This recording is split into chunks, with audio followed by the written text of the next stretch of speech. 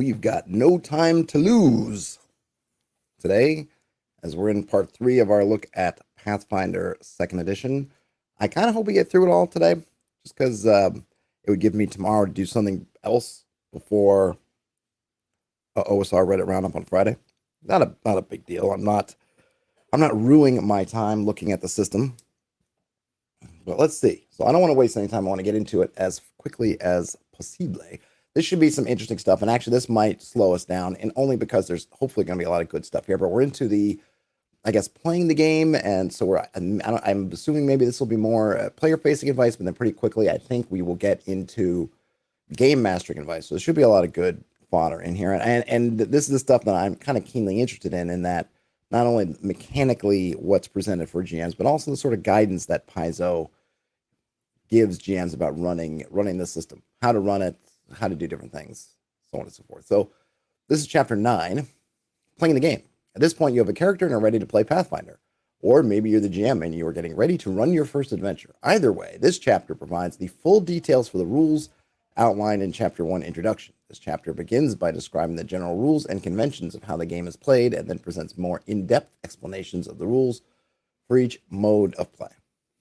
So this looks like it's a little bit more in-depth on stuff we've already covered. I'm not gonna read every paragraph. I'm trying to scroll through to get the important stuff. If someone in the chat, maybe Michael Anderson, may be best positioned to do that, lets me know if I missed something that's vital. Let me know and I'll back up. There's definitely some bolded terms, so I want to read about those bolded terms. I'm assuming they bolded them because they're important.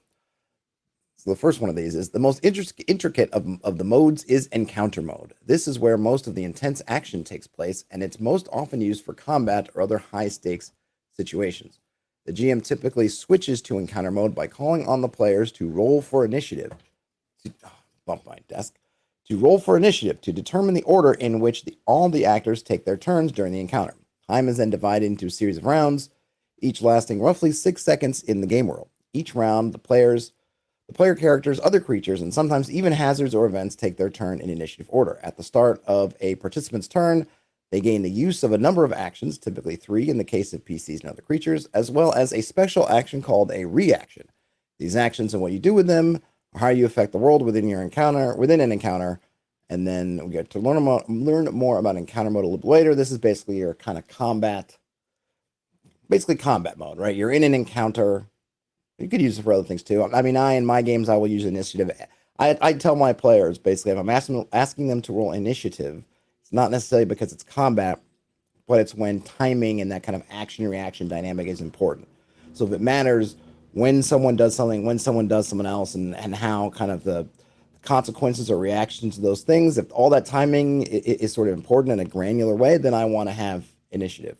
And if I can get this out at the beginning of an encounter of some type, whether it's social, whether it's combat, or like they mentioned here, a hazard, it avoids that of one player doing something and then someone else jumping to do something first, or I do it too, or at the same time. It's like, well, you're going to do it when that initiative, either the random roll or whether it's using your attribute or whatever, kind of allows you to react to what's happening. And so we can kind of keep it in an orderly way. Hey, Phil. Thanks for joining. Hey, Ovaltine Patrol.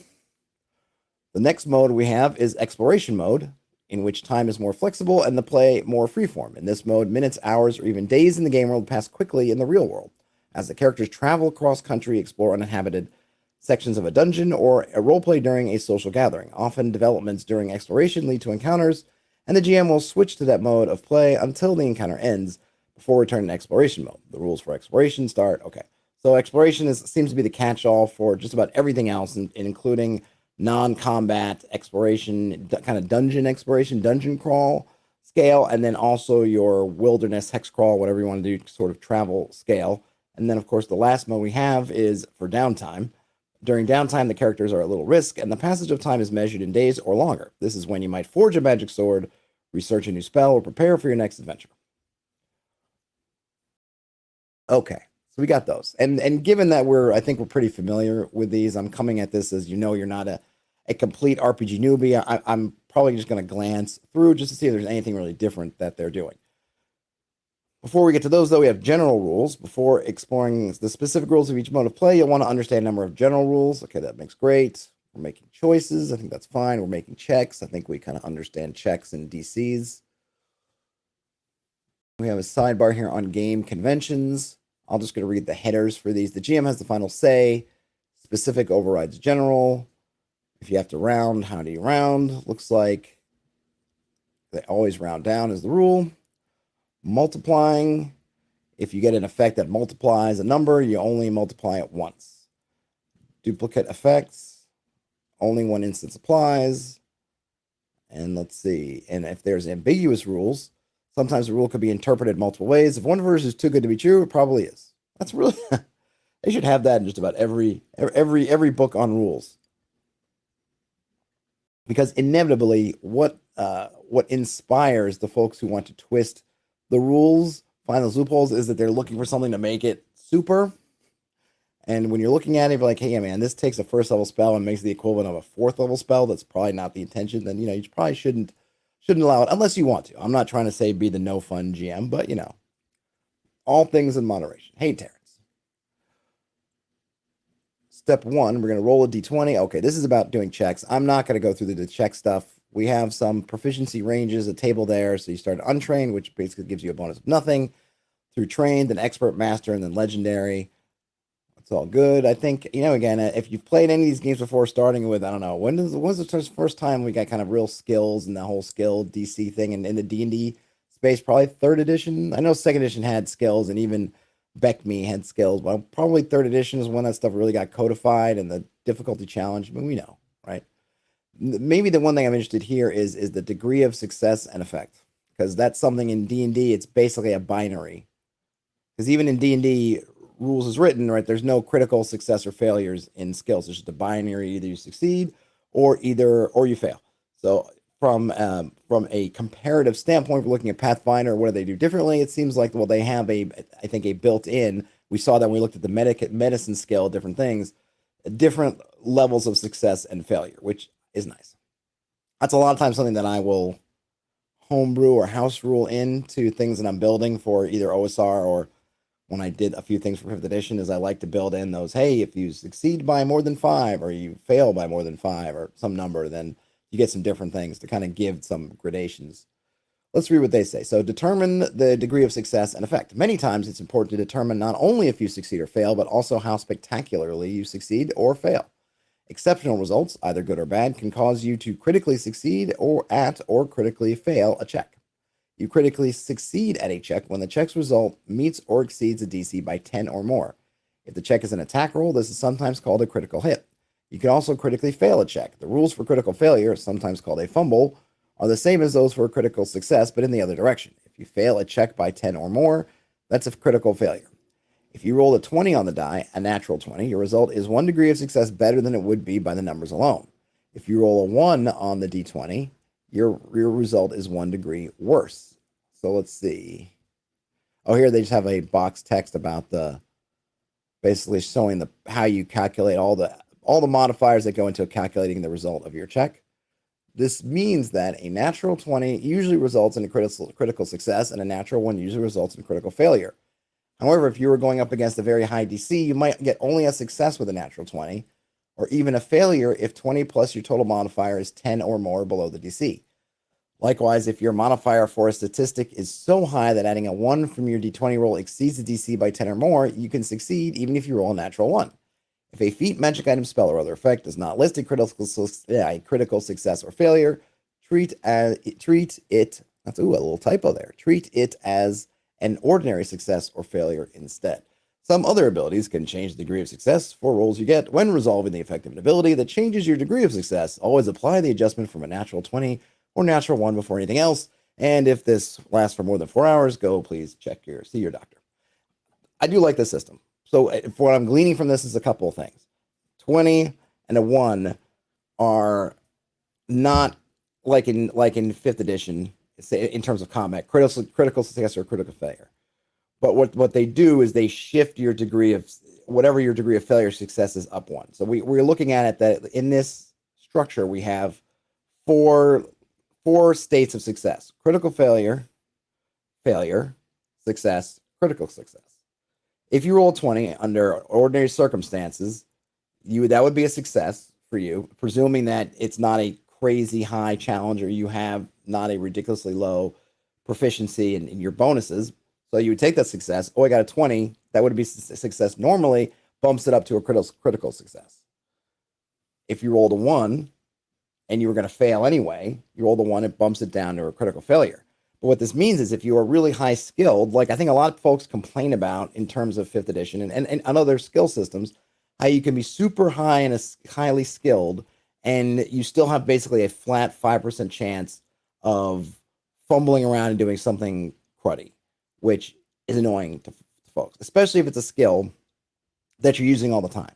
It's one thing if your skills once in a blue moon you roll it, that 5% chance, even though it's mathematically 5% chance, it's not going to feel like it because it doesn't come up so much. But when this is something that you're rolling multiple times in a session, you are just increasing the likelihood that you're going to hit that 5%. And I say 5% because any side of a die on a D20, there's a 5% chance of it coming up.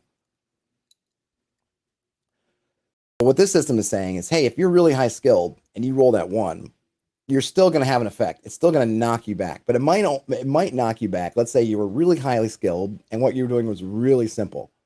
So you were going to have, you rolled a 1, but your skill is 20 and the task only had, only had a 10. So you were shooting for 10 or above, you roll, you get 21, but it's a natural 1. So in fact, you would have critically succeeded because you beat the DC by more than 10, but because that 1, it drops you down. So you still succeed. So you're rewarded, and you can give that a little sigh of relief and wipe the sweat off your brow because even though you did really poorly on the random roll that you really can't control, you had enough other things to mitigate it. And the other thing I like about this is that it, much like the one thing I've missed about advantage and disadvantage, is you have a reason to pile up as many modifiers as you can.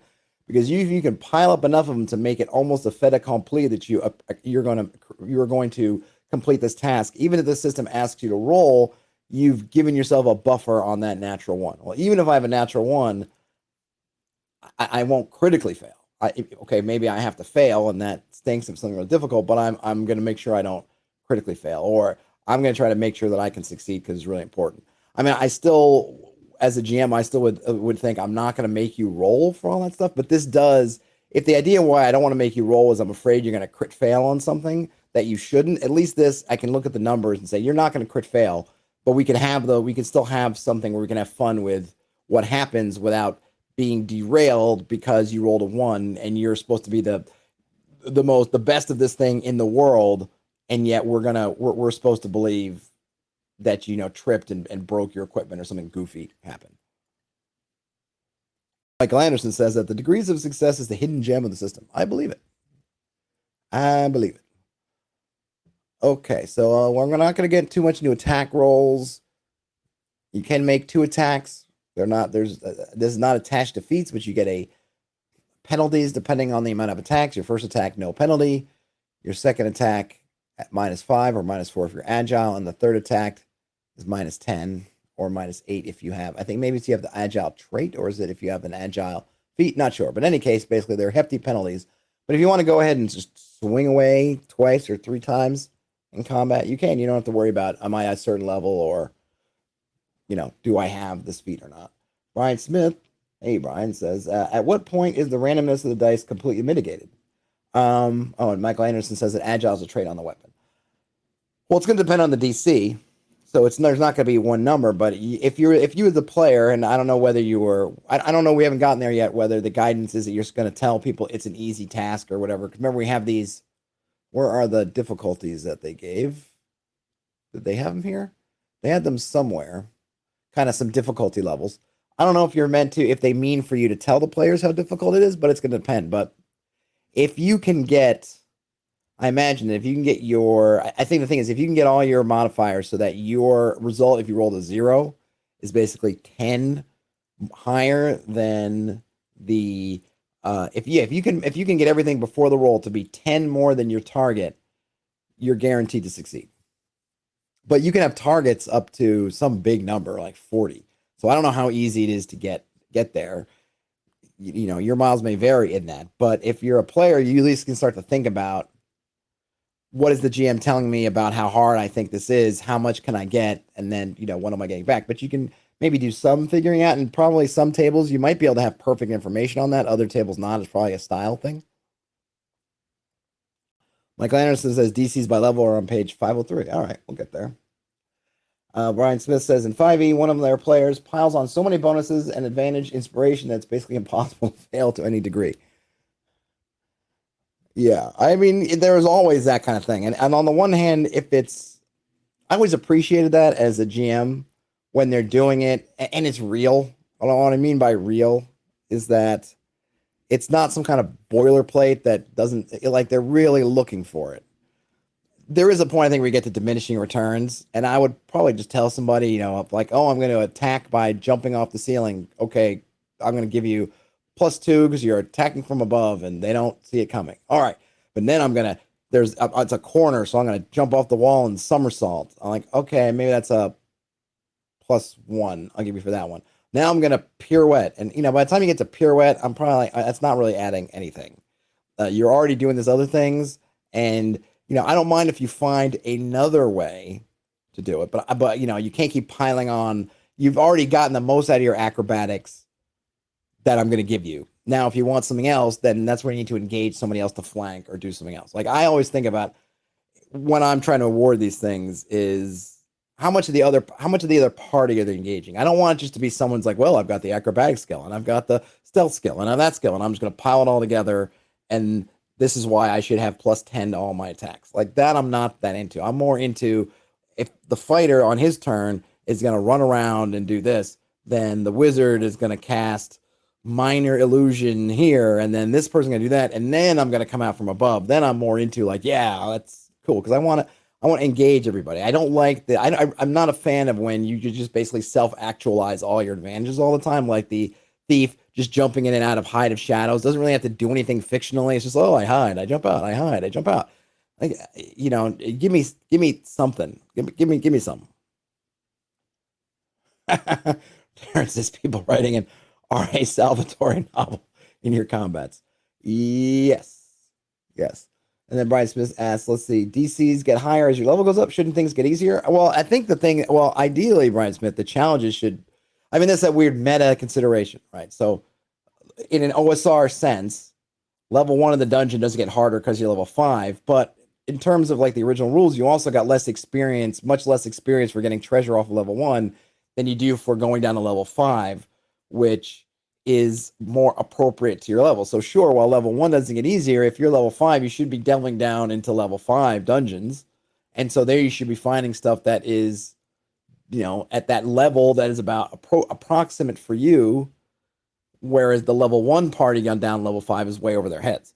Now, games like 5th edition, and I'm guessing probably Pathfinder, have, they do more of that thing, right? Where our encounters and everything is based off of how difficult is it for your party right now. So in terms of that, everything is kind of relative. Everything is balanced on your so many encounters a day or your traps, or whatever DCs is kind of relative to your party level, so that there's always a challenge there. Whereas in something like OSR, you have a little bit more, or at least the kind of vanilla sort of old school D&D approach for dungeons anyway, was that you're going to want to go down to your level because your rewards get less and less if you hover around at stuff that's too easy for you. And then you also want to try to even if you can punch above your weight and manage to, you want to do it because then you get even better rewards. Not even just in terms of the actual numbers, but I forget which book it is. It might be Monsters and Treasure in the White Box, whatever. Like, you literally were supposed to essentially give only fractional, like if you're at level 5 and you're looting a level 1 of a dungeon, it was supposed to be just, you only get a fraction of the treasured XP. It wasn't be full 1-to-1 because you're no longer playing you're playing below your level, so to speak. All right. Armor class, spell attack rolls, fine. I guess I'm a little bit interested in how they do perception. I'm not going to go into it super big, but I just want to see it because perception is one of those 5th edition and previous kind of skills that people, there's a lot going on with it. I guess I'll just say that. So perception measures your ability to be aware of your environment. Every creature has perception, which works with and is limited by a creature's senses, described later, Whenever you need to attempt a check based on your awareness, you'll attempt a perception check. Your perception uses your wisdom modifier, so you'll use the following formula when attempting your perception check. It's, D20 plus your wisdom plus your proficiency bonus plus any other bonuses, and then, minus any penalties.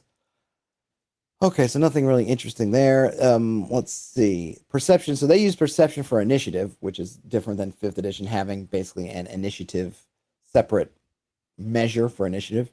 Often you'll roll a perception check to determine your order initiative. When you do this, instead of comparing the result against a DC, everyone in the encounter will compare the results. The creature with the highest result acts first, second highest goes second, and so on. Sometimes you may be called on to roll a skill check for initiative instead, but you'll compare results just as if you'd rolled perception. The full rules for initiative are found later on. All right. And we saw that in the example play where most of the folks were rolling perception for their characters, but the rogue or whoever one was hiding use their stealth to roll, which I liked because then you can have players try to set themselves up so their characters can use their best attribute. And you can kind of make a case for it. There's probably some things where, I don't know, let's say you have a sage in the party and they're like, I want to use my history for initiative. And if they can come up with a reason for it, well, because I know this or that. And what was in like Hunt for Red October, I know they always do a crazy Ivan left at the top of the quarter hour, so I know what they're going to do, and that gives me an advantage. Great. Otherwise, probably not make sense, but it does allow you to say, okay, you've done this thing, like you're rolling initiative while someone is doing some kind of acrobatic maneuver. Maybe you say, oh, because you're flip-flopping through the sky, you might get a jump on things, so I'll let you use your acrobatics roll for initiative. It's a nice, gives the GM a little bit of wiggle room, a little bit of freedom, and I think for players, maybe it kind of cues them in on to maybe be a little bit inventive or creative for how you approach some of the situations, and maybe even though your perception might be high, maybe you can lean on something else if you can, set it up and anchor it in the fiction. I understand it's not your level in the skill checks; it's the other levels in the calculations. We'll get there. We'll check it out. So okay, so we do have actually skill checks right here. Well, first we have basic saving throws, which have crit success, success failure, and critical failure states, which is cool. We have a box text on fortune and misfortune effects. Some of them make you re-roll. I guess fortune lets you re-roll failures, failed rolls. Misfortunes let you re-roll successes, so kind of like advantage, disadvantage. All right, skill checks, special checks, flat checks. That's just you roll a d20, and then maybe you use an ability, but really nothing else. Secret checks, we already covered in a couple places. Damage. Step 1, you're going to roll your damage die and apply anything. You might be able to increase damage in some case. You might have persistent damage. You might get to double or halve your damage. You determine the damage type. You apply any immunities, weaknesses, and resistances. And then you're done. And then we get in some damage types. We get your physical damage, bludgeoning, piercing, slashing, energy damage, acid, cold, electricity, fire, sonic, positive, negative, force. Ooh, you get alignment damage. Weapons and effects key to a particular alignment can deal chaotic, evil, good, or lawful damage. Ooh, I like those. These damage types apply only to creatures that have the opposing alignment trait. Ooh, that's a nice one. I might have to steal that one. Terrence says their profession cook skill based initiative roll. Exactly. If you were making a souffle, some kind of British Bake Off challenge souffle making, that might come in. That might actually work. And this is I'm drinking more homemade hibiscus iced tea for the working man. You might have, let's see, there's temporary immune. Oh, I didn't do mental damage. That's cool. What does it do? Just does mental damage. Poison damage, bleed damage, precision damage. When you hit with an ability that grants you precision damage, you increase the attack's listed damage using the same damage type rather than tracking a separate pool of damage. All right. And then we have precious materials that can modify damage. And then getting back to the main text, we have temporary immunity, weaknesses, resistances. And after all, if you've done all those steps, if there's damage, then you apply it to the target. And you can make non-lethal attacks. We do have some conditions and effects.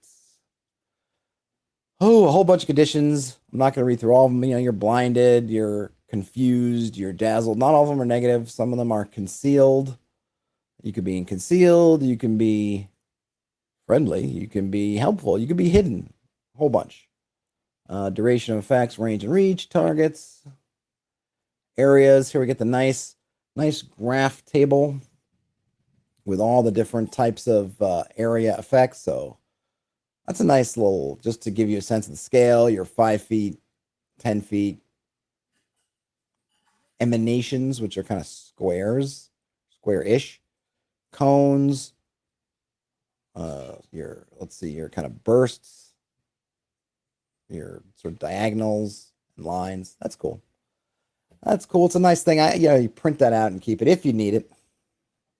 We had, I think I mentioned this in the others, what might have been the part 2 stream, that we had templates for all these, or not. I mean, not all of them. We didn't really need lines, but certainly we had for the bursts and these kind of cones that we used. We just had cutouts that we could put. I'm sure lots of people do this, that we could put over the playmat so that we could see who's caught and who's not. And they weren't like a full board. We just kind of had the outlines sort of cut. That way we could get a better idea who's inside or who's outside. Fun times, though. I mean, it's one of those things that it's fun, but it's also can be a little bit boring for other people when the wizard's there spending 10 minutes trying to figure out if they're doing some kind of fireball. They're trying to place the burst, and they're like, maybe if I turn it this way, maybe if I put it over here. Oh, it can get a little bit like, all right, that's where I find for one gaming group we did. Actually, this gaming group was using Theater of the Mind, but it's a good tool is get an egg timer or a minute timer or one of those little sand timers, and then just flip it over when it's somebody's turn, and that's basically the time they have to figure it out. And then at the end of it, they've got to kind of make their choice and move on, because you can, as much as it can be fun to fiddle around with those things to try to get the most efficient blast or burst or emanation or whatever, it can be tiresome for the other players, especially when you have, like, 4th edition had lots of people had these kind of things. So it was a little bit like, okay, now this person's doing it because they can, they can mark everybody here, so they're trying to do that. Or this person, just like, oh, everyone take a turn with the tools. Like CAD the game. Okay, so we got those areas of effect. I'm not going to get in them. We have afflictions. Ian has a hot take. Fireballs using one of the old Warhammer scatter dice to see where it lands. I'm not familiar with Warhammer scatter dice, but that sounds cool. Yeah, I like the idea that fireballs I like one I like in general, spells being not quite so tightly tamed by the caster. And so I like that things like fireballs, those things have a little bit of wildness to them where you can't quite nail down where they go. I mean, that's why I'm not a fan of all those meta magics that are like, oh, I can just, or spells that just allow you to edit out all the different people. I'm like, no, I want you to have to think about, there's a lot of fun. People don't have great stories about when the fireball just went off successfully. All the stories about fireball that are fun that people remember are the stories when they go bad. Of, oh, the magic user placed a fireball, they didn't see there was a wall nearby and it rebounded or whatever, the lightning bolt that did something, or like those are the fun stories. It's not the fun story is not, oh, I dropped the lightning bolt and it was perfectly effective. Like, okay, great, fine. So I don't like all these abilities and things where they allow you to just basically take all the thought, again, the teamwork, because the other part about it is when you have to do these spells, you have to be a teamwork. Hey, the wizard announces hey, my next turn, man, I want to cast fireball, so you guys better figure out how to get out of the way. Okay, we're gonna figure it out, or no, we don't. And just to be able to say like, oh, I'm gonna just edit out. It's just, people wonder like, oh, I want more tactics in my stuff. Well, just get rid of all these exceptions that allow you to do without the tactics, and you'll have tactics.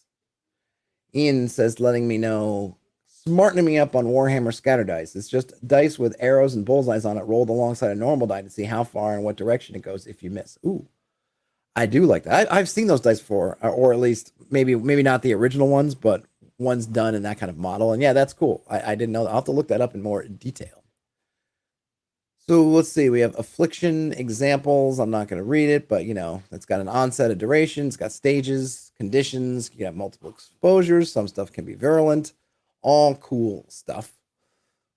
Counteracting. It's trying to counteract basically anything you can try.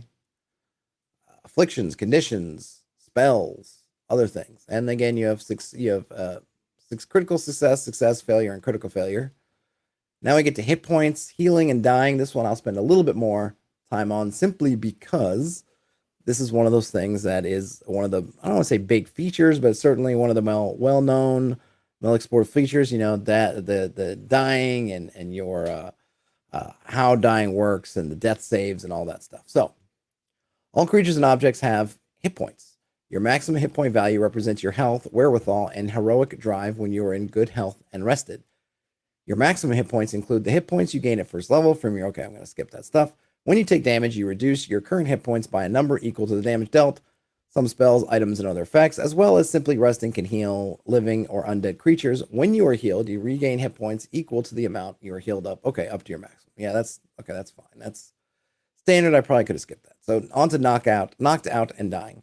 Creatures cannot be reduced to fewer than 0 hit points. When most creatures reach 0 hit points, they die and are removed from play unless the attack was non-lethal, in which case they are instead knocked out for a significant amount of time, usually 1 minute or more. When undead or construct creatures reach 0 hit points, they are destroyed. Player characters, their companions, and other significant characters and creatures don't automatically die when they reach 0 hit points. Instead, they are knocked out and at risk of death. At the GM's discretion, villains, powerful monsters, special NPCs, and enemies with special abilities that are likely to bring them back to the fight, like ferocity, regeneration, or healing magic, can use these rules as well. As a player character, when you are reduced to 0 hit points, you are knocked out with the following effects. You immediately move your initiative position to directly before the turn in which you were reduced to 0. You immediately move to directly before the turn. Okay, so I guess if a monster knocked you down to 0, then your new initiative comes right before that monster acted. I think that's what they mean.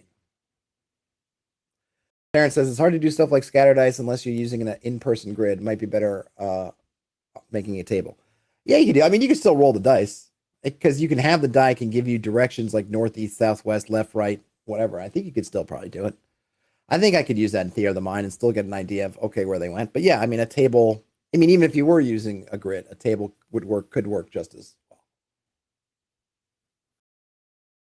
Okay, so your initiative changes. You gain the dying 1 condition. If the effect that knocked you out was a critical success from the attacker or the result of your critical failure, you gain the dying 2 condition instead.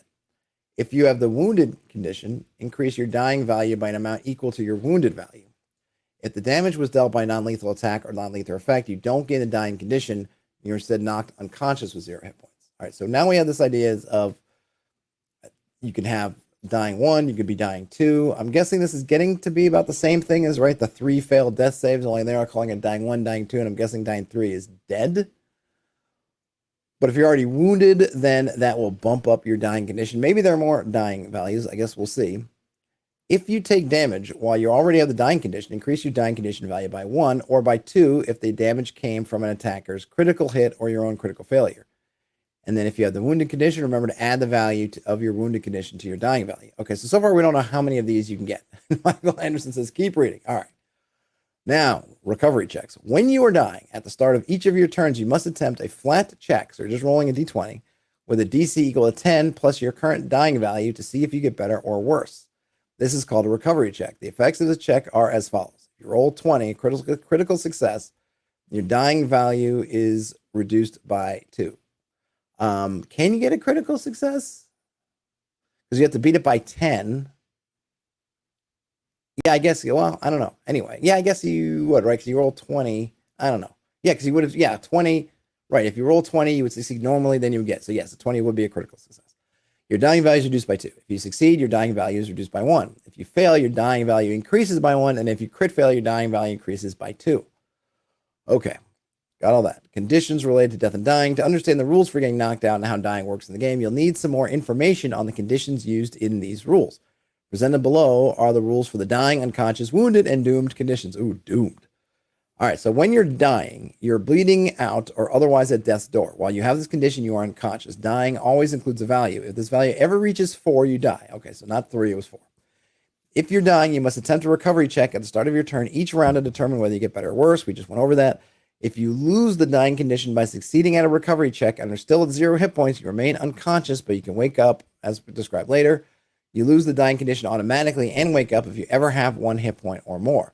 Anytime you lose the dying condition, you gain the wounded 1 condition, or increase your wounded value by 1 if you already have that condition. Okay, so there's a little bit of a mouthful in there, but I like what's going on here because this is addressing in a way the what do they call it? The boomerang, the springy, I'm down, I'm up, I'm down, I'm up kind of thing. So when you're dying, you have the dying condition. And while you have that, you're sitting, you're going through the dying, what we just went through with the recovery checks. If you lose the dying condition and you're still 0, then you're just unconscious. And there's rules later on for when you wake up. If, for example, the cleric comes over and heals you, you lose the dying condition and you will immediately wake up because presumably they'll be healing you for at least 1 hit point. You know, but while you've healed that hit point, you've gained the wounded value. So there is a price to bouncing up and down. So you had no wounds, you drop down, you're dying, then you go through, right? You're dying. Let's see, you roll recovery or whatever. Maybe before even you get around to rolling more recovery, the cleric comes over and does the kind of lay on hands type effect. Now you bounce up with, say, 4 hit points. You got your 4 hit points, but now you're wounded 1. Then if you get dropped again, now all your checks are a little bit more difficult because you have to add that wounded condition because that's going to add to your dying. So if you were dying 1 the first time, now when you drop that second time, you're dying 2. Maybe you get healed again, but then if you drop again, you're going to have wounded 3. So you're steadily kind of getting worse. And as a player, I presume that you're gonna want to avoid picking up a bunch of wounds or doing this. So you're not going to want to just do that yin-yang kind of game if you can avoid it, which I like because I think that's something that people have expressed, at least GMs, frustration with on the 5e side. Now, obviously, I don't know in play how this all works out, but at least on paper, it sounds like it's a pretty good solution to that issue. Unconscious. You're sleeping or you've been knocked out. You can't act. You take a -4 status penalty to AC, perception, and reflex saves. And you have the blinded and flat-footed conditions. When you gain this condition, you fall prone and drop items you're wielding or holding unless the effect states otherwise. The GM determines you're in a position in which you wouldn't. And then we have some if you're unconscious while you're dying, if you're unconscious at 0, if you're unconscious, you have more than 1 hit point. And then we got some things about how you can lose the unconscious. It's mostly if you have more, if you have hit points but you're unconscious, then there are some methods to get it back. I'm not going to read all those. My phone just fell. You'll see wounded. You have been seriously wounded during a fight. Anytime you lose the dying condition, you become wounded 1. If you didn't already have the wounded condition, if you already have the wounded condition, your wounded condition value increases by 1. If you gain the dying condition while wounded, you increase the dying condition's value by the wounded value. The wounded condition ends if someone successfully restores hit points to you with treat wounds, or if you are restored to full hit points and rest for 10 minutes. Now, one thing I'm interested in, is it just treat wounds? So I don't know the spells. So I don't know if treat wounds is your cure light kind of thing. Is it that you use the spell treat wounds and you're all good, or do you have to rest the 10 minutes if you use treat wounds, or if you're restored to full hit points? I'm not sure how if it seems to be that, hey, you get treat wounds cast on you, you're good, or you get up to full hit points and rest for 10 minutes. I can't tell whether you have to rest either way or not. A little bit. My first impulse is to say you don't have to rest if it's used magic, but it's not perfectly clear. Michael Anderson says, treat wounds is that medicine skill action. So, okay, so I would think that you would have to rest the 10 minutes. Just my interpretation would be, but the language is still slightly unclear. Here we go. But then we get to doomed. Your life is ebbing away, bringing you ever closer to death. Some powerful spells and evil creatures can inflict the doomed condition on you. Doomed always includes a value. The maximum dying value at which you die is reduced by your doomed value. For example, if you were doomed 1, you would die upon reaching dying 3 instead of dying 4. If your maximum dying value is ever reduced to 0, you instantly die. When you die, you're no longer doomed. Well, that makes sense. Your doom value decreases by 1 each time you get a full night's rest.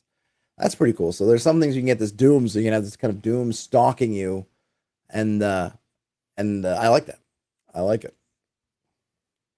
After you die, you can't act or be affected by spells or target creatures, and you can't be brought above 0 hit points as long as you remain dead. There you go. Heroic recovery. If you have at least 1 hero point, you can spend all of your remaining hero points at the start of your turn, or when your dying value would increase. You lose the dying condition entirely and stabilize with 0 hit points. You don't gain the wounded condition or increase its value from losing the dying condition this way. But if you already had it, you also don't lose it or decrease it. So you could save yourself by spending a hero point. We do have some death effects and instant death. Some spells and abilities can kill you immediately or bring you closer to death without needing to reduce you to 0 hit points. These abilities have the death trait and usually involve negative energy, the antithesis of life. If you are reduced to 0 hit points by a death effect, you are slain instantly without needing to reach dying 4. If an effect states that it kills you outright, you die without having to reach dying 4 and without being reduced to 0 hit points. You die instantly if you ever take damage equal to or greater than double your max hit points in one blow. I think it's 5th edition has something similar to that. I can't remember exactly. Let's see. You can get temporary hit points, fasting regeneration, items and hit points. I'm not gonna go through those too much. And now we get to actions. We've got single actions, activities. Single actions are just, they only take a short time to finish. Activities take longer. Reactions, something have triggers, and they have free actions, don't cost you anything. I'm not going to get into activities too much. This exploration and downtime. Actions and triggers, other actions, gaining, losing actions, disrupting actions. I'm just going to kind of skip. I'm going to kind of breeze through movement because it's, you get speed and different types of movement. That's fine. I'm not too concerned with those. Perception, back to perception. We have light in the air. You can have bright light, dim light, and darkness. There are 2 types of senses, or 2 kinds of senses. When they're splitting up to kind of precise senses and imprecise senses. Examples here that average vision is a precise sense, a sense that we can use to perceive the world in nuanced detail. Whereas hearing is an imprecise sense, it cannot detect the full range of detail that a precise sense can. And then you have vague senses. Character also has many vague senses, ones that can alert you that something is there, but aren't useful for zeroing on it or determine exactly what it is. This is the most useful of these for a typical character, sense of smell. Though I suppose that depends on the creature, sure. And you might have special senses, dark vision, and greater dark vision, low light vision, scent, which is obviously I'm assuming a precise version of smell, and tremor sense. We get some stuff on detecting creatures, fine. They're observed, they're hidden, they're undetected, or they're unnoticed. We also have concealment. You can be concealed, you can be invisible. And now we get to hero points. Your heroic deeds earn you hero points, which grant you good fortune or let you recover from the brink of death. Unlike most aspects of your character, which persist over the long term, hero points last for only a single session. So this seems like your inspiration type system. The GM is in charge of awarding hero points. Usually each character gets 1 at the start of a session and can gain more later by performing heroic deeds. You can only spend your hero points in one of 2 ways. Neither of these is an action. You can spend hero points even if you aren't able to act. You can spend a hero point on the behalf of your familiar animal companion. You can spend a hero point to reroll a check. You can spend all your hero points to avoid death. And since you start with 1 in the session, it seems like you're always going to have at least 1 spot to avoid death if you hold on to your hero point. And this is where I would probably always hold on to 1 hero point, just in case. Just in case. It does remind me a little bit, and it's not good or bad, but I know this came up in like 4th edition. I think there was I believe the strategy in 4th edition was that you should use your daily, use your big powers in the first encounter, because you'll know that you'll get to use them. Because what happened, I know this happened for me in my game when I was a player in a 4th edition game, was you just end up not using them because you're waiting for the big encounter and you're kind of scraping by what you have. So you just keep that daily, or even sometimes the encounter powers like, got this daily, but I feel like we're going to win. So I'm going to hold out and see if something else is going to come up and wait. And then you never use it.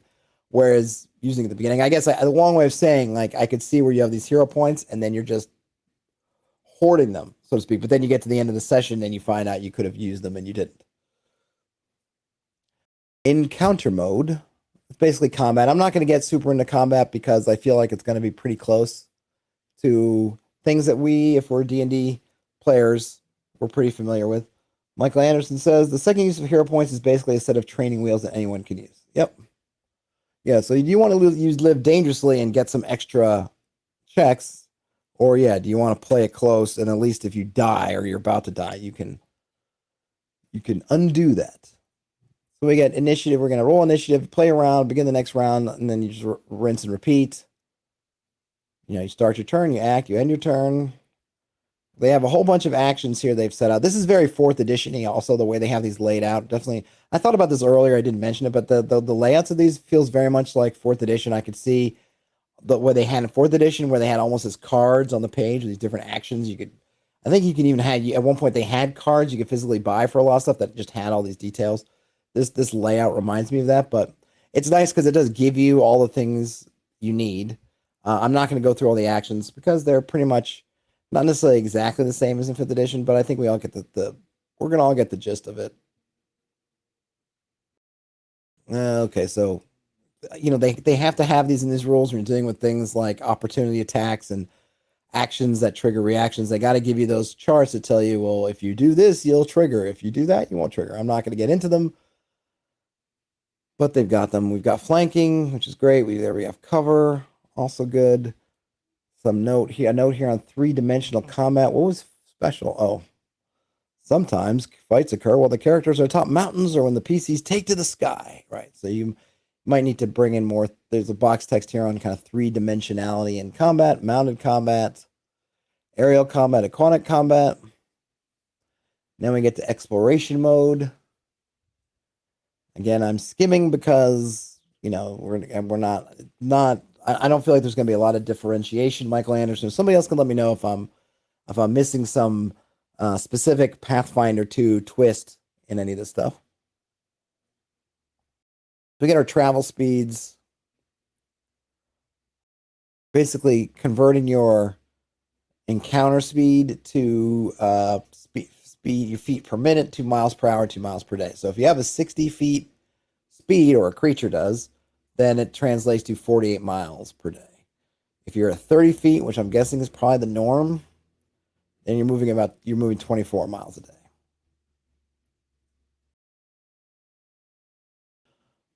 Michael Anderson says I'm doing fine. Okay, great. So we've got our exploration activities, and these are nice to have.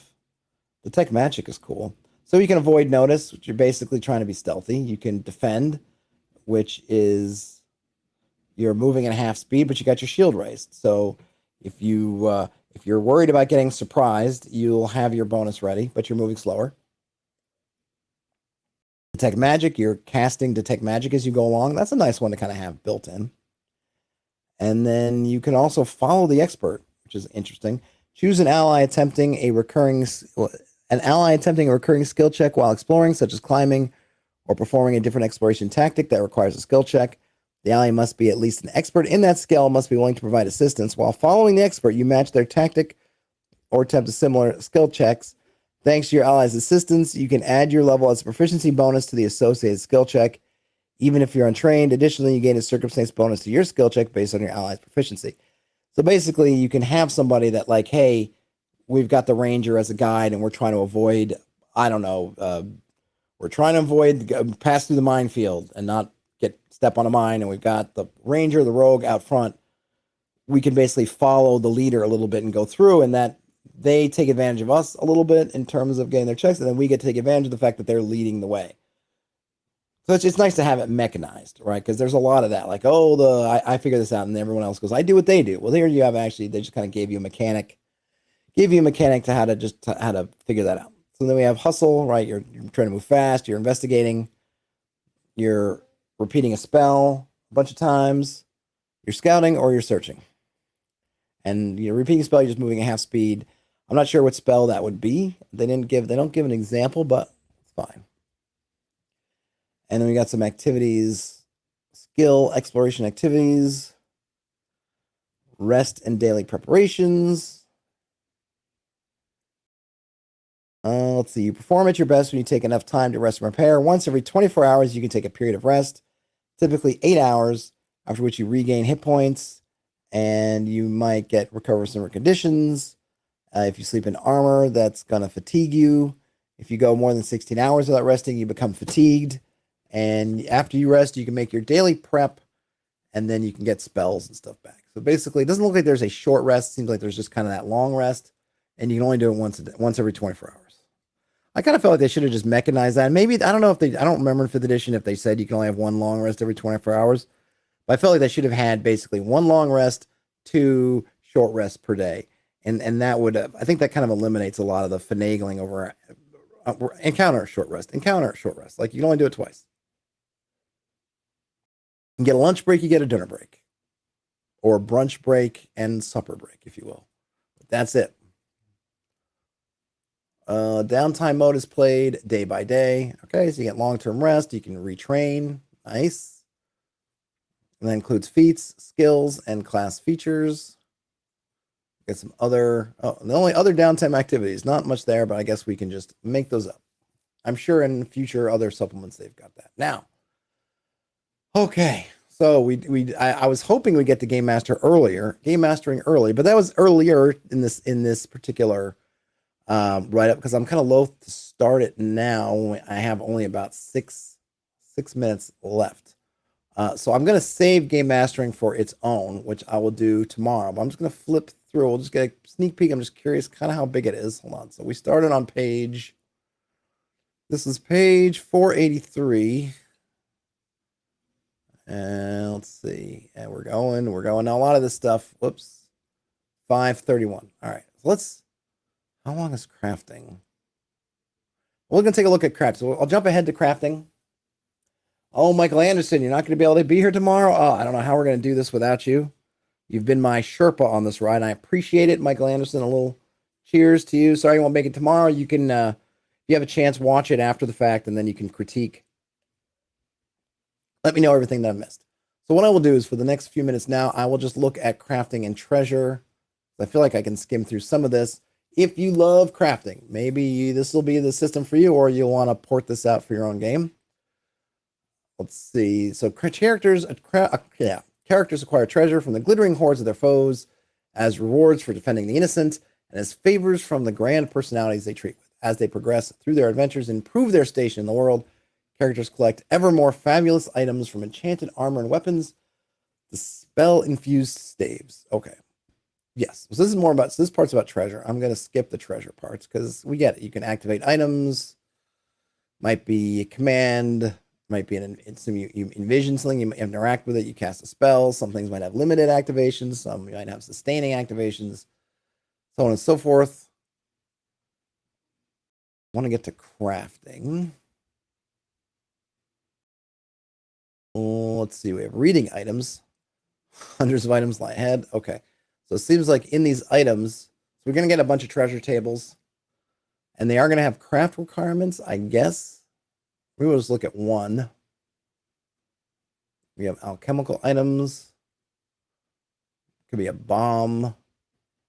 Acid flasks, alchemist fire, bottled lightning, tanglefoot bags. And they have multiple types. So you have lesser, moderate, greater, and major. That's cool. I don't see anything for how to craft them.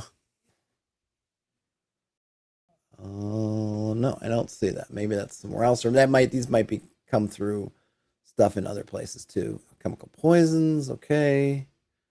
Chemical tools. We got armor.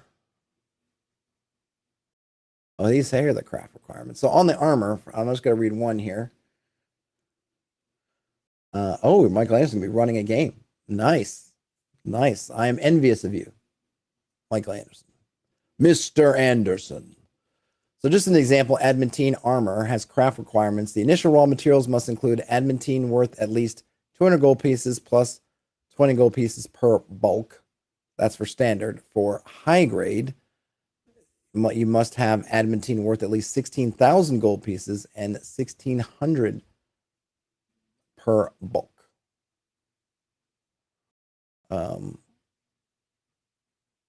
The crafting process is in the middle of the chapter. Okay, so I'm going to try to skip over there. There's a lot of stuff, right? If you like your stuff, here we go.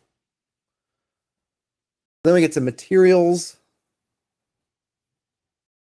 Precious materials, material statistics.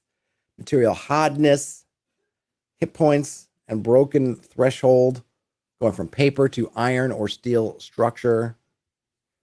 Paper, an example item are book pages, a paper fan, or a scroll. And then iron or steel structure, an example is an iron plate wall. There you have it. Let's see. So crafting with precious materials, only an expert crafter can create a low-grade item.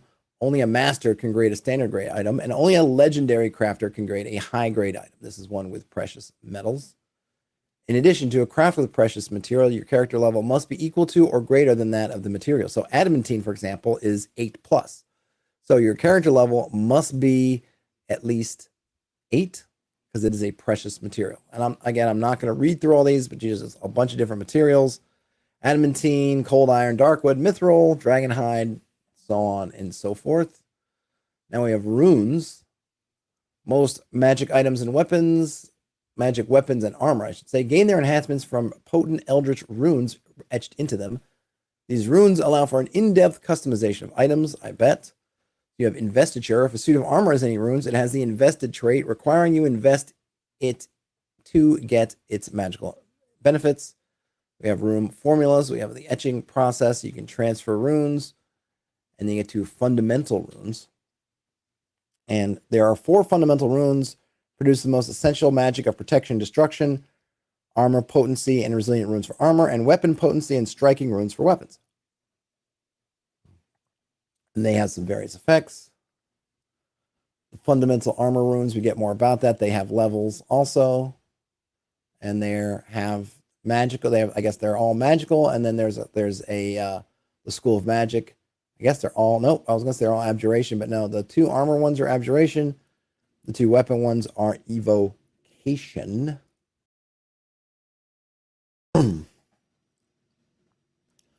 You could upgrade your armor and weapon runes. They're also property runes, which you can add anti-magic, energy resistant, ethereal, etc., etc. Some of these are very high level. Anti-magic is 15, ethereal 17, invisibility is 8. So on and so forth. There's a bunch of these. And now we get shields. So it's the way they've laid this out is a little bit interesting. I might lay this section out a little bit differently, but it's kind of where you go from sort of like alchemical stuff to armor to materials, then to shields. I guess maybe it's in alphabetical order, if you will. But it's a little bit interesting. Michael Anderson says there will also be info on this stuff in the craft skill entry back in the skills chapter. Right. I mean, that's the one thing with the read-throughs is I can't do, especially with these digital book going back and forth. And this book has no bookmarks in it. They did not index it in any way that's nice for digital movement. So I'm going in forward only pace. So I'm probably going to miss stuff that I'm thinking oh, where is it? It's back in another chapter we covered the other day, but I can't go back to it. Or I can't right now. Only go forward. What did Willy Wonka say? Got to go forward to go back. Right. We also have snares. So you have a nice section on snares if you want. Oh, look at that one. That one looks like an ashtray. But one of those I guess in the older dungeons, the ones that still had kind of smoking areas, I can imagine this sitting this pedestal kind of being set up, and you see the old bugbear, maybe a troll smoking and tapping out their ashes in it. That's what it looks like to me. Then we have staves. Great. Got to have some staves. Wands. Also got to have wands. Oh, I missed armors. Went into weapons. There we go. Frost brands. Gloom blades. Holy Avengers. All that good stuff. Cloaks. What is that one?